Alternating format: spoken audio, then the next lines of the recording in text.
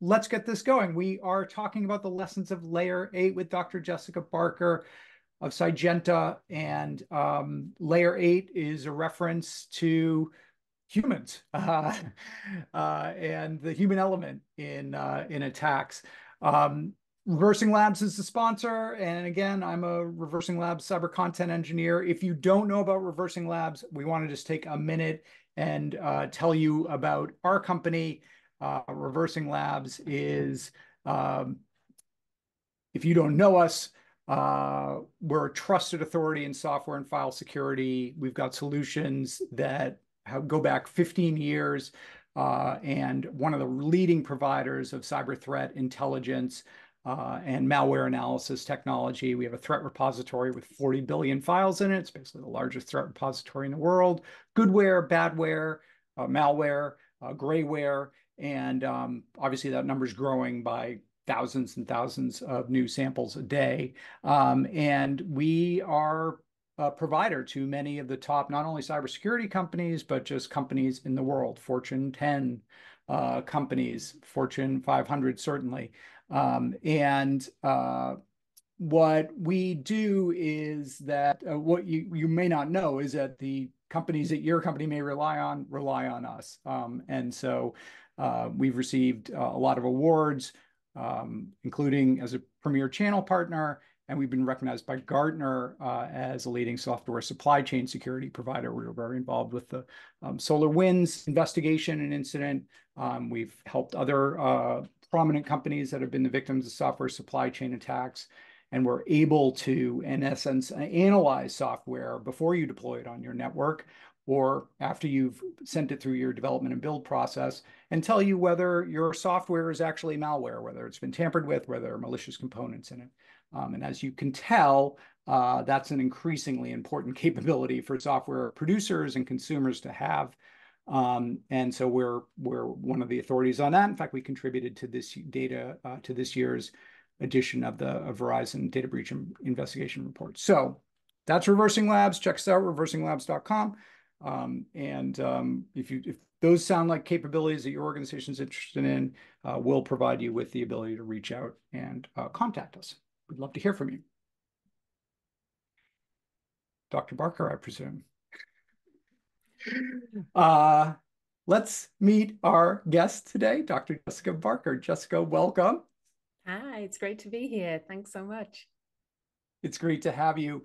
For those of you who don't know her, Dr. Jessica Barker is co-founder and co-CEO at Sygenta, and they're an organization that helps some of the largest and most complicated organizations in the world build cyber resilience and sustainability in their risk management processes. So not just technical response, but kind of holistic risk management.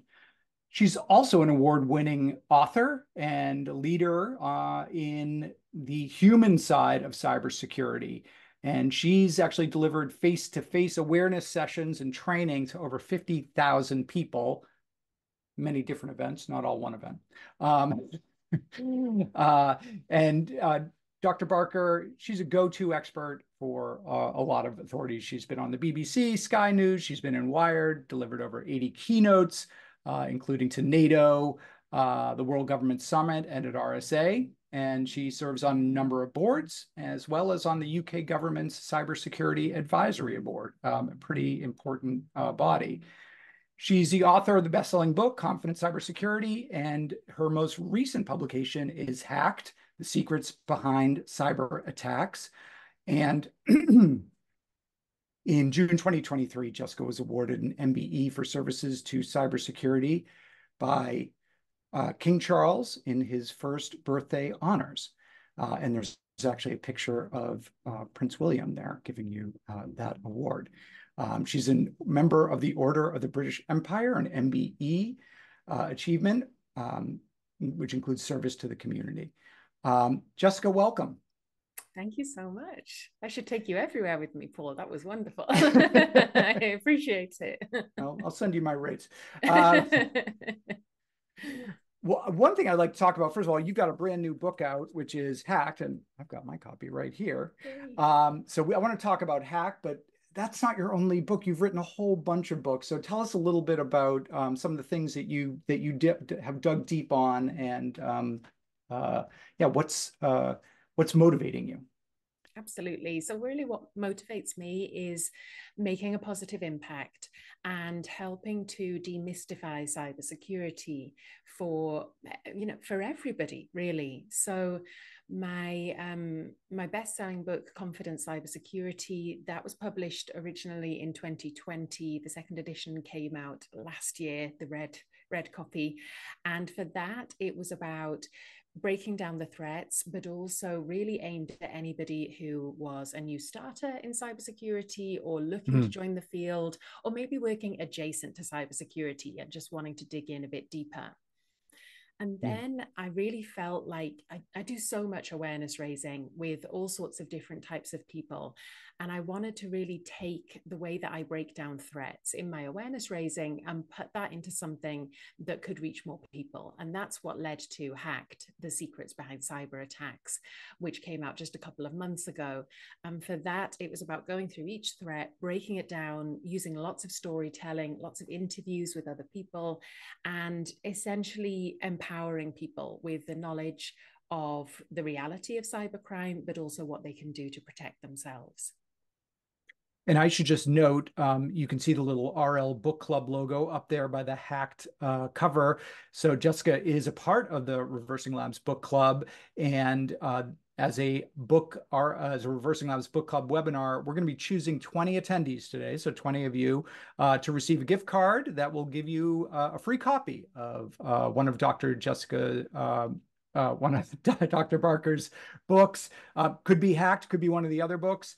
And a member of our team will reach out to you directly next week. So thank you as a reward for attending today. You get a free copy of one of Dr. Barker's books. Something else to be thankful for. So let's talk just a little bit about, as you said, Hacked is a book that kind of goes into the many different varieties of cyber threats, and kind of what you know organizations out there and people are dealing with these days.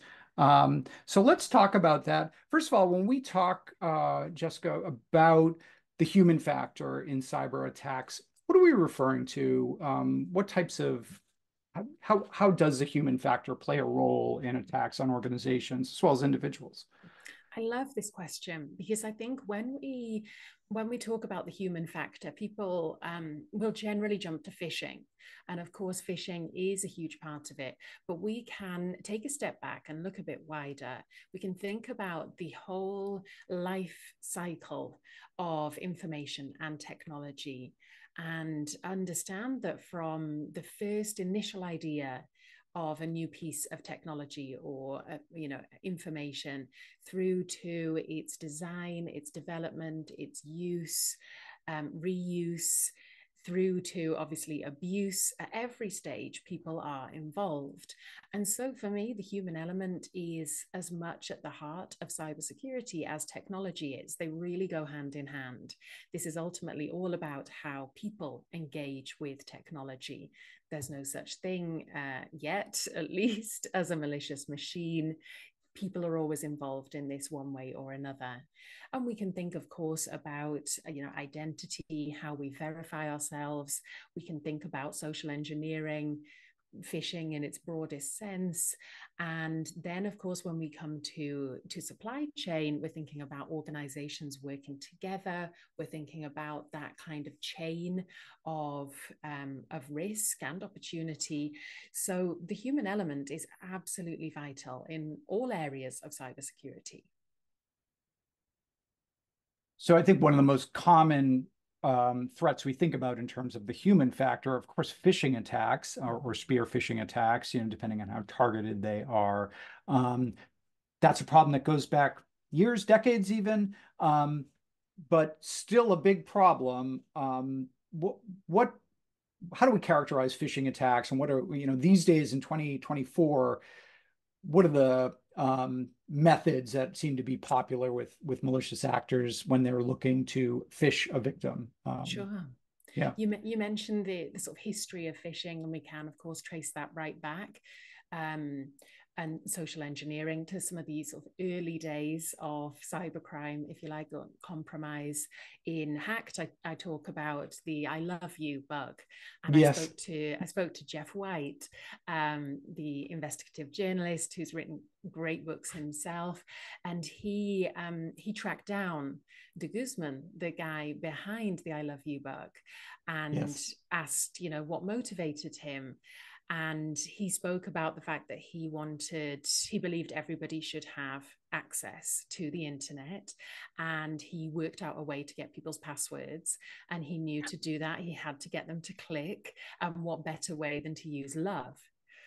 And so we can trace social engineering back to the early days of these issues. But if you'd indulge me, I would take it back much, much further. Really, as long as there's been humankind, there has been some people, Yes. unfortunately, manipulating Let's a take lot it back of a other of hundred us. thousand years. Right. Yeah.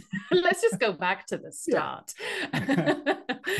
And we can look at many cases of social engineering throughout history that didn't use technology, but that used the same tactics.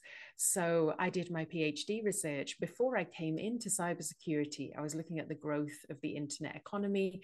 And I did some PhD research in Lowell, in Massachusetts, where I learned about how the town of Lowell was created and how Yeah. really the cotton mills came to Massachusetts and the US, and largely social engineering. Francis Cabot Lowell traveled to the UK and Yes. convinced the mill owners there to let him look around their mills. And he basically borrowed a lot of their ideas, and he did that by pretending he was ill and using sympathy. So all throughout the course of history, we have had some people Yes. manipulating others, and now there's just greater scale, greater sophistication, greater speed through the use of technology. Yes. Really great example. Lowell is actually, about 40 minutes from where I am right now. And yeah, I mean, it was really the first big manufacturing mill city in the country. Yeah. But yeah, back then, industrial espionage was literally kind of walking through the factory floor and saying, "Oh yeah, okay, yeah, I can see what that does." Today, obviously, it's quite different. One of the things that we see a lot of these days is, business email compromise attacks, which is kind of a I mean, phishing is almost kind of the foundation of this. Like, seems like there's an element of phishing in pretty much every cyber attack. Business email compromise is a little bit different in terms of the purpose, but there's been a huge increase in these attacks in recent years. Can you just talk a little bit about the BEC, or the business email compromise formula, and how that's affecting companies right now? Absolutely. We're seeing ransomware hits the headlines so much, and most of the clients we speak to are very concerned about ransomware. And of course, that's understandable because it's a huge problem, causes great disruption, and is very costly. But then when we look at how much business email compromise, how much CEO fraud is costing organizations, that is far more. It's just not hitting the headlines as much. People aren't talking Yeah. about as much. So when we think about business email compromise, there we're seeing attackers, compromising email accounts of people within an organization, impersonating them, and then being in a position where they can manipulate people so much more effectively because they can pose as us, and they are able to do that much more readily. And we've been teaching people for so long, when it comes to phishing, look at the sender's address, see if the sender's address is valid. And of course, with business email compromise, this advice just doesn't apply. So it becomes much more challenging for people to identify that it's phishing. Yeah.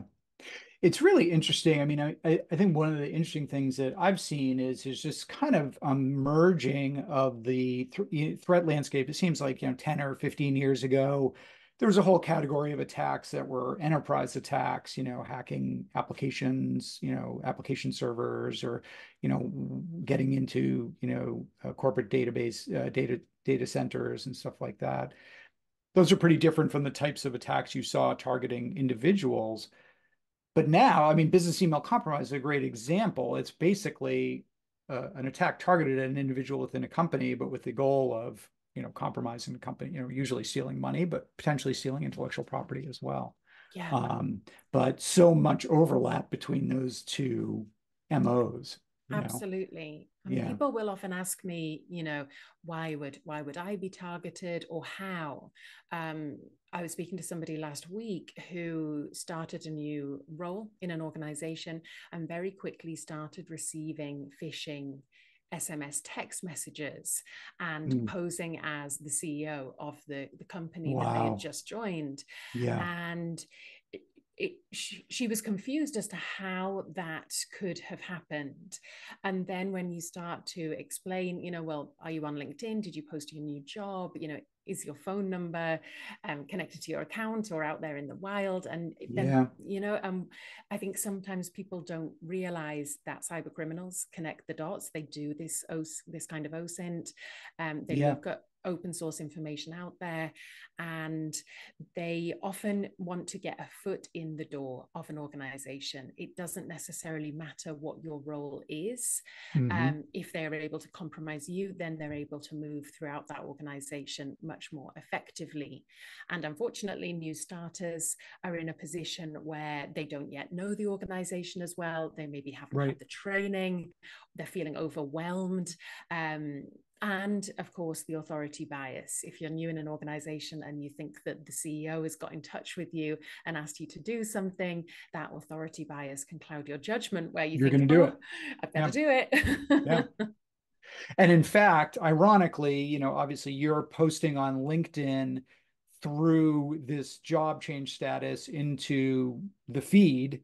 So it's actually drawing attention to you around the time that you start. And then, like you said, yeah, you can maybe do some, clicking, find the mobile device number, do some more clicking, find out the email format for that company, and you're off, right? Yeah, Um, so absolutely. yeah, really interesting. But people just think, hey, I got a new job and I want my network to know, and I'm in a new place, Yeah. not thinking about the risks. And we're going to talk about that. Hack talks a lot about identity theft risk and what to do to protect yourself against identity theft and kind of control your profile. In fact, in a way that made me sort of be like, am I controlling my profile as much as I should?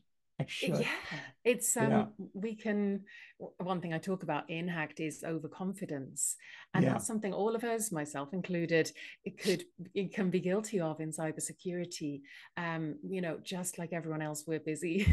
we're Yeah. we're often, overwhelmed with messages and email and trying to get through the day, and we think we know, which can be dangerous because we do know, of course, but we're still human. We can still make mistakes, and it's not to say people shouldn't share on social media or to scare people, but I do think as much as overconfidence can be dangerous, knowledge is power, and when we are aware of how cyber criminals operate, we can be Yeah. more savvy to maybe when we're being manipulated in that way, or to the fact that we have shared information that could be used against us.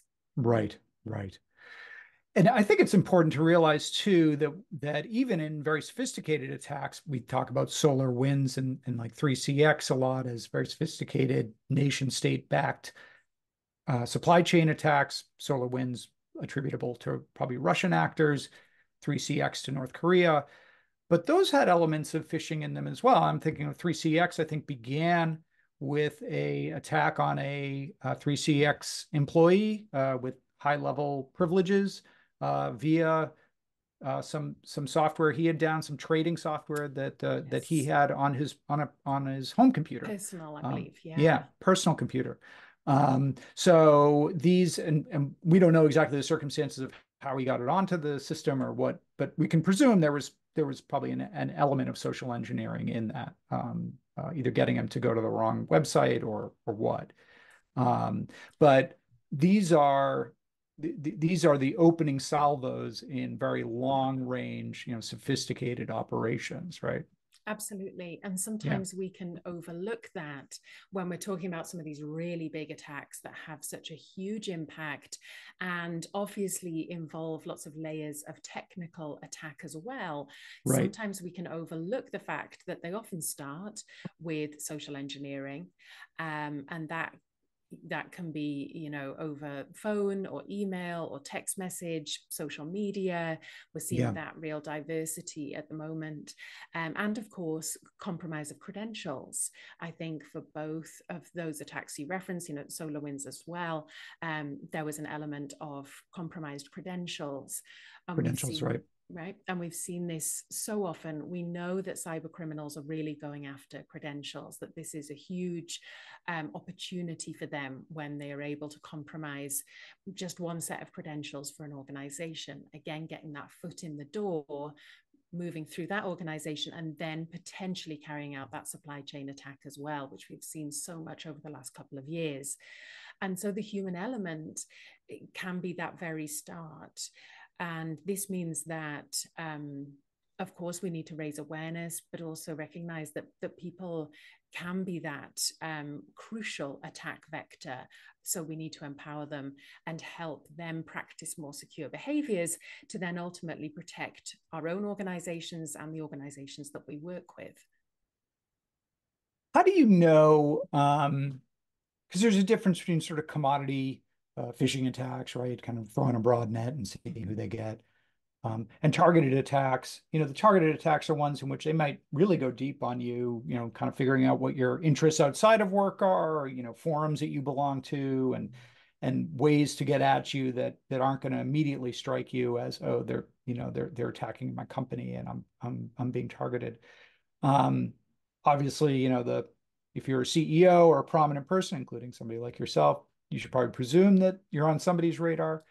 But I feel like a lot of employees are probably being like, well, no one's going to target me. I'm just a mid-level, whatever, administrator, or, how should you think about that, whether you're a target or not, and kind of where to be mindful of folks coming at you, kind of laterally looking, with funny requests or funky links, or that type of thing. I think you used it's a great question, and you used a crucial word there, mindful. And Mm. I think this is something that we need to talk about much more in cybersecurity. It's not about making people sort of terrified of every contact that comes in, or feeling like they have to be sort of hyper vigilant about all communications, but it's more encouraging and enabling that mindfulness. Often in organizations, there can be a pressure on people to work quickly, to be productive, to get Mm. through their tasks, their emails, their meetings, to be trying to catch up on things in the margins. You're rushing from one meeting to the next, and you're trying to power through your emails, maybe on your device, where it's harder. You're more vulnerable to social engineering and phishing. And so I think helping people encourage that mindfulness with teams, with the organization, where if something is unexpected, and if it is tapping into your emotions, if it's making you feel something, and then ultimately if it's asking you to do something, really encouraging people to then verify with the sender by another means. That for Those are red me, flags. Yeah. yeah, that for me is the core. Of course, we see phishing take other forms. We see that wide net phishing, which doesn't necessarily use emotional bait or doesn't use it as effectively, but we're not susceptible to that. People are more savvy to those kind of phishing attempts now, which means that cyber criminals have upped their game. They are practicing more spear phishing. They are being more targeted. They're using more emotional bait. And so then we need to encourage that focus on strategy, on actually how it makes you feel and what it's asking you to do. If it's unusual, take a step back, maybe check with somebody else. If you can't get hold of the supposed sender, turn to a colleague, someone you trust, and just reading out the message aloud can help your brain slow down and spot maybe you're Right. being scammed. Right. And also sort of be mindful, and maybe disconnect your kind of your reptile brain, right, as well. I mean, Exactly. those are a lot of, I remember historically, right in the early days, there was the Anna Kournikova virus that Yeah. spread with the enticement of a picture of Anna Kournikova's amazing tennis player. And the stories around that were that people who clicked on that malicious attachment knew they got infected, were angry, not that they infected their company, but because there actually wasn't a picture of Anna Kournikova for them to look at. It's I mean, just like there's a lot to unpack there, really, isn't a there, lot to unpack. about people? But Yes. absolutely, one thing I often hear from people is as soon as they click, they know. So Yes. people Yeah. will often ask me, how come I receive this email? It looks like it comes from the boss asking me to, download this file or transfer Yeah. this money. Yeah. And it's only when I've done it, that split second after, that I get that sinking I feeling. just noticed that the name and the email don't match, Mm-hmm. and you're like, oh, Yeah. Or you just yeah. suddenly have that, your spidey sense kicks in. Yes. Yes. And that happens Something, I once. just did something wrong. Yeah. Right, I just hold on a minute, this doesn't Yeah. seem right to me. Yeah. That kind of natural instinct, I think. Yeah. And that happens after we've taken the action because the pressure has been removed. Right. If we've got an email, we think it's from the boss, there's that authority bias there. There'll probably be time pressure. You need to do it by XYZ. There'll be some flattery, and naturally we're going to feel like, oh, the boss has picked me. So this all clouds our judgment. It pushes us into thinking quickly. We take the action, and then we've taken the action. All of those pressures have gone. We go back to thinking more slowly, and then we realize. So if we can slow down before, like I say, read it out to somebody, just be more mindful and attuned to when we're being manipulated. That way we can allow that slower way of thinking to kick in quickly. Okay. Let me remind our audience, actually, Dr. Barker's taking questions. And if you've got them, use the Q&A feature on Zoom. We'd be happy to take them. Probably kind of wait till the end, but actually, if good questions come in, I'm happy to take them as they come in. So if this is kind of getting stuff going in your head and you want to pose a question, Dr. Barker, she's here and she's interested in taking your questions, so feel free. So a lot of the folks on the line here have probably worked for companies and have probably engaged in some kind of awareness training around layer 8 threats. Companies like KnowBe4, and there are a ton of companies that do this. This is what they do. I'm interested in your thoughts on the effectiveness of that and whether we need to sort of up level the types of awareness training we're doing to align ourselves with where the threats and attacks are right now. Yeah, absolutely. I think awareness raising training is so diverse now. Everything from the classic kind of click through, people dread it. It comes along once a year. People leave it to the last day that they have to do it, and it kind of feels like a chore that somebody has to get through. And obviously that is very ineffective if people are not engaging with it. Often people can kind of game that kind of awareness raising. So it's a case of, in somebody's mind, they're just trying to get through it, and it's really not going to have any impact in changing behaviors or building a positive culture. When it comes to the human side, there is, of course, awareness raising, and that's really important. To make that more effective, we can look at tailoring the content for people. So this is something that I come across a lot, where I'm speaking to people in all sorts of different departments in an organization, and they will say the one thing that they really want is tailored awareness raising, tailored guidance. Because in general, people care about cybersecurity. In general, people do want to hear about it. They know it's at least broadly relevant to their role, and of course, people are aware that it's relevant to their personal lives as well.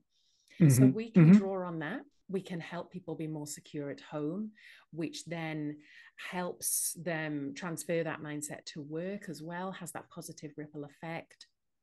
And really allowing people to engage in awareness raising that is more interactive, that is more of an experience, that is more memorable, where they can maybe get hands-on. If they're in a developer role, they probably want more hands-on training, and training that feels very relevant and tailored to them. And then, of course, when we're thinking about the human side, it's not just about awareness. Their specific job and their specific, kind of responsibilities. Yeah. Exactly, Paul, what they're doing on a day-to-day basis, Right. how their role is different to other roles in the organization. It's really about trying to meet people where they are, rather than, pushing out blanket generic training that probably won't make much of an impact. What we ultimately want to do with awareness raising is positively impact behaviors and contribute to a positive, proactive, robust cybersecurity culture. So I think that can mark a big difference. Is an organization putting out awareness raising to tick a box and say, yeah, we've done it, we're compliant? Or are they really trying to build an awareness program that supports healthy behaviors and a positive cybersecurity culture? Yeah, really good distinction. So one of the things that you talk about in Hacked is kind of threats from the changing environments that we inhabit and work in, specifically around Internet of Things. And that is a big and kind of growing threat landscape, connected software-driven stuff.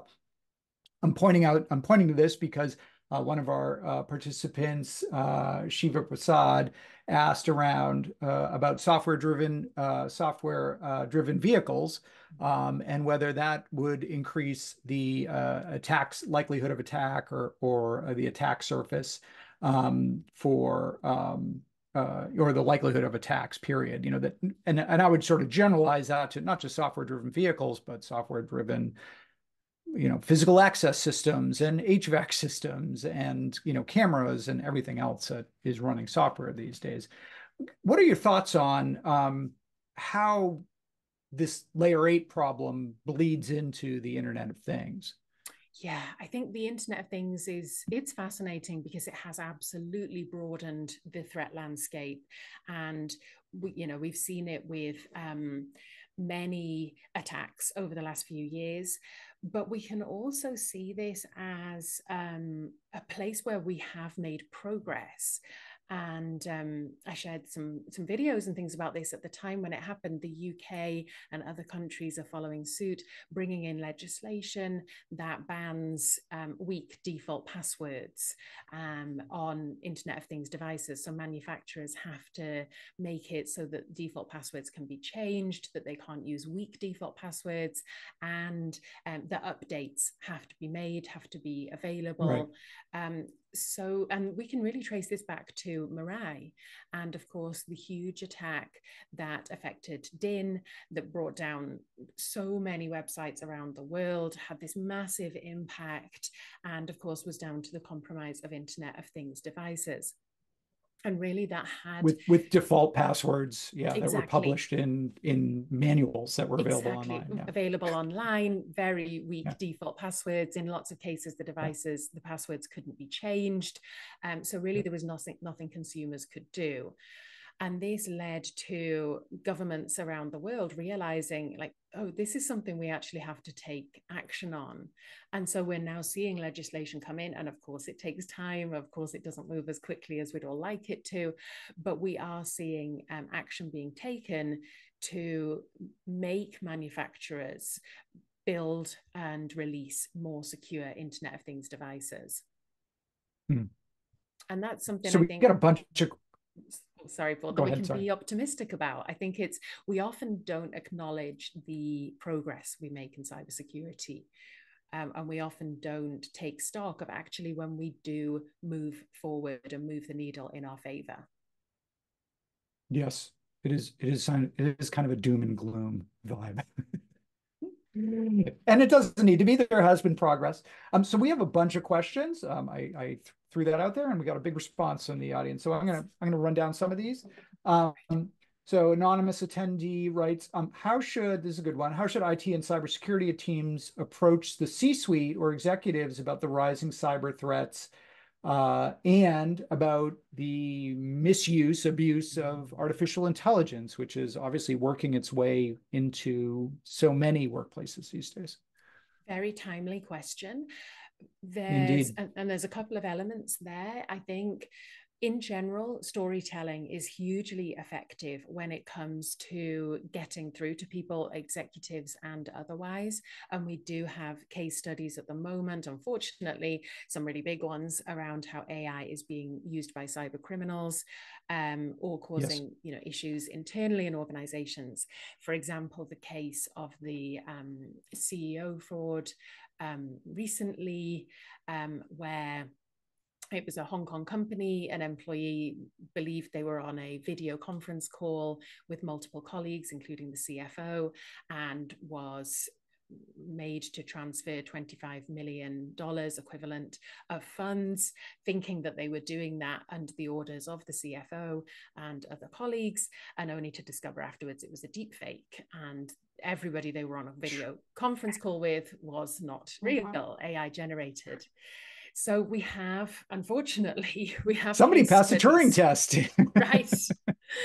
So we absolutely have Yes. case studies out there that we can draw on, not to, build up fear, uncertainty, and doubt, but just to help people understand the reality. And then more specifically, especially with executives, I deliver lots of board briefings myself and board awareness sessions. And really, it's about speaking the language of the audience that you're communicating with. So this is broadly relevant, whoever we're communicating with. But when we're speaking to execs, when we're speaking to the C-suite, it's about understanding what their priorities are. And it's about understanding the case studies that will be relevant to them. So how we can look at what's maybe happened to peer organizations that they may resonate with. It's about thinking what's happening in the organization itself and what we can feed back to the execs, not in a deeply technical way, not focusing too much on the stats, but focusing more on the impact. And understanding, read the annual reports, look at the data that is of interest to the executives, and think about how you can frame your messaging in a way that will be relevant to them. Is it too simplistic to say put it in terms of profit and loss, because that's the language that matters in the boardroom? Absolutely. Speaking about money can have a really big impact. Yeah. Yeah. Okay, next question. What approach to training to avoid phishing do you favor? So I guess what approach to phishing awareness training do you think works best?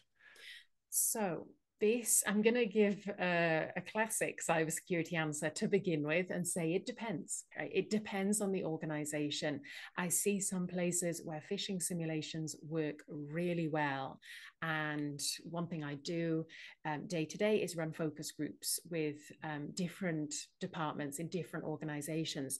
So I'm in a really privileged position where I'm hearing from people in all sorts of different job roles, all sorts of different organizations.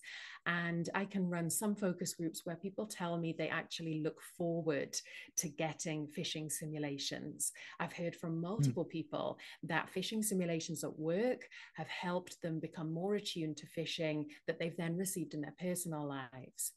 And then I can run focus groups in a different organization, a different type of culture, where the phishing simulations maybe aren't being rolled out in such a constructive way, where people dread the phishing simulations. It makes them less productive because they don't want to click on anything and they feel terrified, a 3 strikes and you're out type rule, that if they make the mistake of clicking too many times, then they're going to be punished or even fired.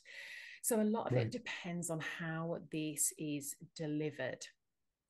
And for me, it comes down to empathy and rooting any approach to awareness raising in empathy, and seeing any kind of training, any kind of simulations, not as a way of trying to trick people or gotcha people, but more as a way of trying to enable people. And I think when we come at it with that at the heart, we're unlikely to go wrong. So thinking, does this help people? Is this going to positively influence behaviors? Is this going to contribute to a more trust-driven approach between the security team and the end users? When we come at it with that in mind, then we're more likely to build awareness raising and deliver awareness raising that is effective and that helps people. It picks up on one of our attendees, Vincent, had a comment as well about the trying to avoid shaming people as a training approach that, as humans, we're all vulnerable to social engineering of various sorts. We social engineer each other all day long, in some ways. But that, we need to not approach the, shame and condemnation as a reaction to people, falling for social engineering, right? Yeah. I assume that you agree with that. Absolutely. It's such a good point. I'm really grateful that Vincent highlighted that. And there's really interesting research out there about this. A paper I read recently specifically looking at shame and the impact of shame if someone clicks a link in a phishing email. The researchers describe the fact that we're at this point where if we're getting a phishing email, we click the link, we realize we've been manipulated, we are going to internally feel a level of shame. And then how people respond to us, particularly this was looking at the organizational context, how people treat us has a huge impact. And they found that in organizations where people were treated with shame externally, that kind of 3 strikes and you're out, that kind of punishment approach, name and shame, they found that people were less loyal to the company, they were less productive, and they were more likely to leave their role within, I think, a year. Wow. Whereas they looked at organizations where people were treated with empathy, where, maybe they got more training, they got more support, but there was a blameless approach. Then the individuals were able to rectify internally what happened much more, and they actually grew more loyal to their organization and became more engaged employees. So shame is really impactful. And I completely agree with that point. We're all human, we're all susceptible.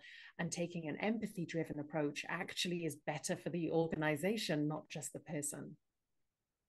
And I would imply from that it's kind of in response to another question that's been asked that documented or mandated, punishments for failing these tests probably not the best approach either, if I were to infer from what you just said.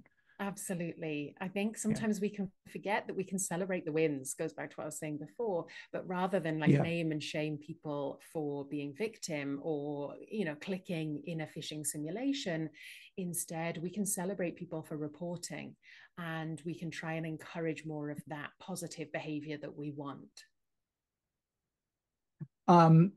It's somewhat of a variation on the question I already asked you about, who should be concerned about being targeted by attacks. Gordon asked, do we have any data on, statistics on actually who is most likely to be attacked within an organization? I would assume, obviously, the senior level executives, yes, but that aside, particular roles that are more likely to be phished or targeted? Absolutely, C-suite, senior level executives, and then beyond that, anybody handling money. So finance department, absolutely. Right. Anybody handling sensitive data.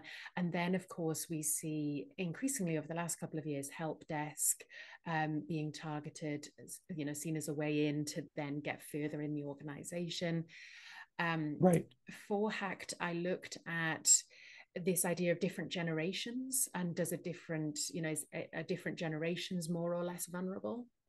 And I found that actually, we're all susceptible, but different generations will be susceptible to different types of attack. So those aged kind of 50s, 60s are more vulnerable to romance fraud. People will often say, oh, young people, 18, 20-year-olds, digital natives, so-called, they're much more resilient, they're much more savvy, but actually they're more susceptible to attacks over social media, and particularly investment, cryptocurrency type fraud. They are far more likely to be a victim of that than any other generation. So it's all about understanding how cyber criminals kind of target what we trust, and the point we're maybe at in our lives. Yeah. So I mean, I think one of the big, and we talked before this. I think one of the issues that you brought up, Jessica, that I think was really important was the way in which kind of corporate culture and some of the demands on organizations or employees within organizations, let's say development organizations, can kind of work against some of these security priorities, particularly when we think about, DevOps, right, and sort of agile development. These are very rapid pace, you know, you know, move quick and break things type ethos. A lot of pressure on developers to get code out, get features implemented, but that can make them actually more susceptible to these types of attacks. How do you reconcile that? How should organizations maybe rebalance those priorities, and in rebalancing them, are there better security outcomes? Yeah, it's such a good point. As part of the culture assessments that I frequently run, some of those are specifically with the development communities in organizations. So, specifically looking at that subculture around the SDLC. And so what we're essentially doing is listening to developers, asking them how they feel about cybersecurity. And a key concern that I often hear back is they're aware of cybersecurity. They may not have had, in-depth security training. They probably want more. But they will feel a concern often over the demands placed on them to be productive, to be moving quick, to enable the organization to be first to market, and often feeling like there is a lot of pressure and responsibility on their shoulders in terms of the success of the organization, combined with actually being able to take the time to practice secure coding, to follow processes, to make sure that what they're working on is as safe and secure as possible. So what I would really encourage organizations to listen to your developers, to really understand where they see security concerns, where they have worries, whether they do feel a pressure to be productive that contradicts the need to be secure, and to consider then how you can balance that. And one of the most effective ways of doing that is really with active listening, with asking questions, something we're not great at in security. We tend to want to tell people what to do, and then wonder why it isn't working. And often it is because there are some blockers. And when individuals, especially intelligent individuals, are faced with blockers, they will usually find workarounds. And this then is not a great situation for everybody. So having working groups that bring together developers, security, maybe different parts of the business, this can be really effective in fleshing out some of those issues. Yeah. I mean, it's interesting you say that, because when you dig into some of the recommendations, whether it's from CISA or other, CISA's peer organizations in the UK and EU, often what they're recommending are more, as you would say, blockers, right? So, well, we're going to now need multiple people to sign off on changes. We're going to need, of course, multi-factor authentication, and we're going to need, least privilege, and just increasing constraints, which, of course, can be effective unless the employee, adapts to those by basically finding ways to skirt them, in which case the benefit of the security feature kind of, evaporates. Is there a happy medium, or I don't know, a silver bullet to get around that tension between, more constraints, better security, and what developers might see just as impediments and things that are slowing me down?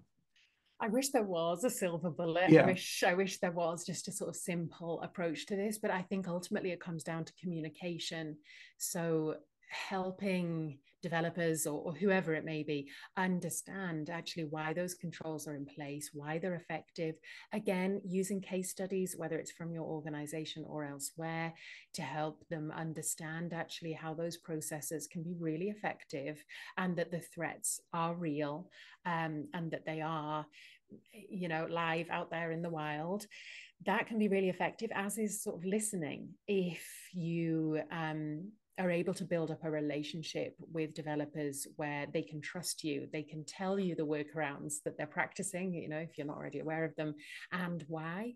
And if you show that you will listen in a non-judgmental way, and then attempt to build a solution together, to find a way forward together, And ultimately, it may not make any change. The security control might be absolutely relevant and absolutely required, but that two-way conversation is going to help developers then understand, okay, this is slowing me down, but actually it's for a good reason. It's not just security there for security's sake.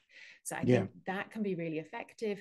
And thinking about, clients of ours have seen really great advancements in security culture and the relationship with developers by using champion and ambassador programs. And of course, these can be rolled out widely in an organization, and or you can have technical champions. So really bringing then developers into the fold, and you will find among your developers there are people who are very interested in cybersecurity and would love the chance to know more. So one of the big trends that, we're reading a lot about and Reversing Labs already focused on is obviously supply chain attacks and supply chain risk. So much of what we talked about today is about kind of controlling what you can control within your organization. The supply chain problem is a really difficult one because you're talking about trying to control what your suppliers are doing or the risks that they pose to your organization, but they're not you. So you have limited, especially if you're a small company, if you're the US government, maybe you've got some leverage, or, a Fortune 50 firm, you've got some leverage, but small companies don't have really any leverage. So what are your recommendations around addressing the supply chain risk and trying to keep that from being the avenue by which you are socially engineered, basically? You look at 3CX or Move It, seem to be safe software updates that we're going to deploy, and lo and behold, they're not safe. Any thoughts on that?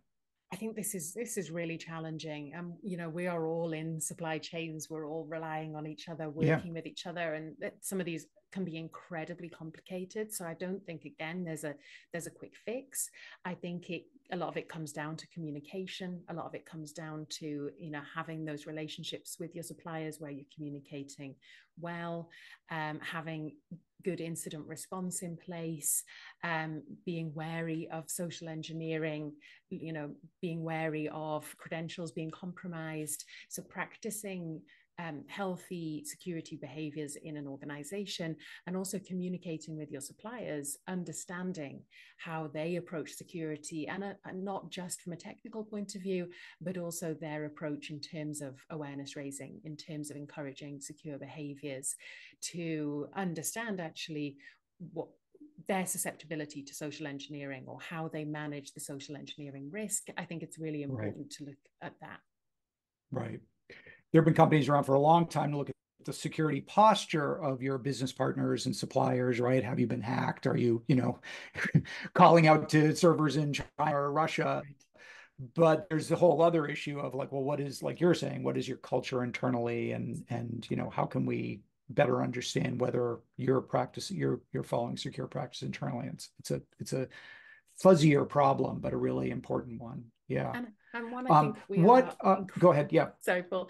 One, I think we are increasingly talking about, if we rewind, when I joined the industry 13, 14 years ago, we weren't talking much about this stuff at all. So at least now we are acknowledging the importance of security culture, and seeing larger organizations support smaller organizations actually with, hey, you can have access to our awareness raising. What can we do to help you have a stronger security culture? I think these are really important conversations that will move the needle. It just takes time. Do you think requirements for things like software bills of material and so on are being required for companies that are selling to the US government and so on? Are they likely to improve the overall security posture of organizations, or level the playing field a little bit, or what are your thoughts? I think we can certainly hope so. I think we just also have to look at second order impact. So when these requirements are being pushed out, actually, how feasible is that for organizations, and is it something that, I think it's again that kind of process of understanding what it's going to mean for them, and is it something that is going to have the desired impact, or maybe are there going to be any concerns coming out of it as well? Okay. Do you have a couple minutes left for some more questions from our audience? Sure. we got about 3 minutes. So let's take a couple more questions. One is, have you noticed that organizations, is from Roman, are sometimes resistant to hearing about the threats that they are facing? And do you think new regulations will change this, making executives more curious about potential threats? I guess by regulation, I'm thinking about the SEC and some of the stuff that we've seen there. So did you get pushback from organizations that Sygenta works with when you try and talk to them about the threats that they're facing? Yeah, I think it depends on the maturity of the organization, and certainly there can be that mindset of it's not going to happen to us. Oh, this is kind of overblown. This can be a danger of leading with the threats too much and trying to kind of scare people into security, that then you can face that resistance back where people think you're just fear mongering. So making sure that that is proportionate. Absolutely, I do think regulations and anything that hits the headlines. I find this often working with C-suite and executives can be talking about a threat for quite a long time, and it doesn't necessarily resonate until it's on, on a front page or hitting the headlines. There's a big attack that's taken place, and then suddenly it can bring it home. And I think sometimes in security, we make the mistake of not bringing the threats to life. And we can talk a lot in statistics, which don't really resonate with people as much as, say, storytelling. So then when something hits the news and it's explained in a digestible way, that's when executives can kind of sit up and take notice. And of course, I do think, regulations has an impact where people see the SEC taking action. That absolutely can have an impact where people suddenly think, could this apply to us? So we're almost out of time. Dr. Barker, this has been an amazing conversation. Before we break, I want to make sure, is there anything I didn't ask you or that you want to say to the audience? Oh, I've really enjoyed it. Just to say thank you so much to yourself, Paul, to ReversingLabs, and to everyone who's joined us. It's been a pleasure.